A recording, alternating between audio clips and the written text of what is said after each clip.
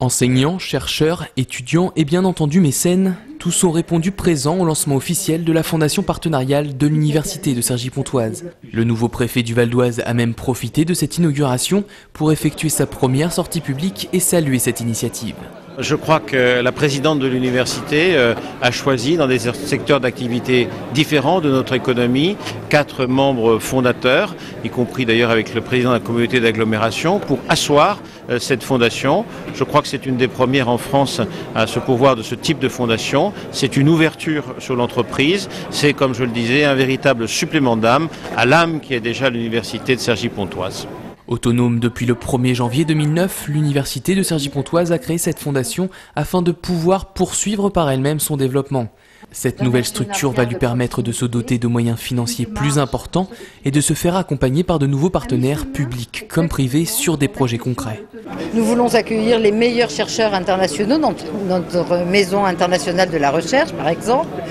Ce qu'on veut aussi, c'est créer un dispositif de bourse tremplin pour nos étudiants, pour qu'ils aient une autonomie financière un petit peu plus grande.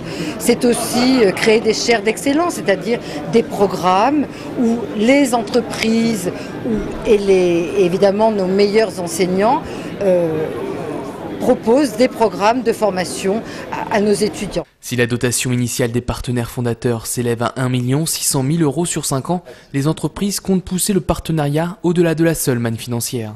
Ça se traduit aussi par l'implication de cadres de la banque dans des cas concrets, des cas d'entreprise, dans des cours.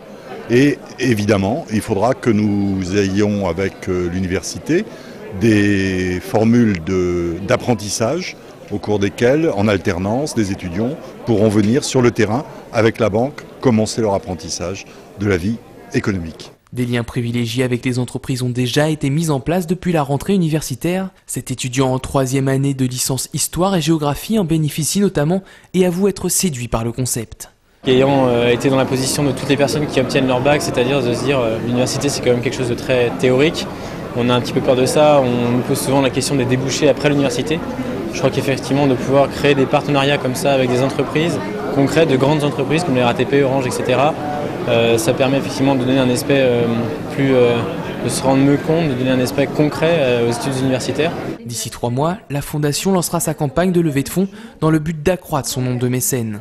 Les dons collectés auprès des entreprises et des particuliers serviront alors à soutenir un ou plusieurs projets ciblés, tous étroitement liés à la stratégie de développement de l'université.